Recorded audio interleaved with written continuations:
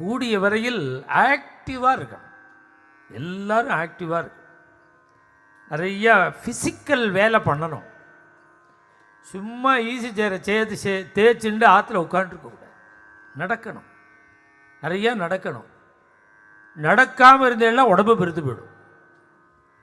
உடம்பு பெருத்து போனால் என்ன ஆகுது தெரியுமோ? டாக்டர் நடையம்பர். அதில் என்ன சிரமம் வரும் தெரியுமோ? அந்த வெயிட்டை தாங்காது முழங்கால் வெளியே வந்துடும். நடந்தால் தான் இளைக்கும், இளைச்சாதான் முழங்காலால் தாங்க முடியும். இப்போ முழங்கால் வலி வந்ததுனால நடக்க முடியல. எப்படி இருக்குது பார்த்தீங்களா? சைக்கிள் மாதிரி. இது சைக்கிள் மாதிரி இருக்கு.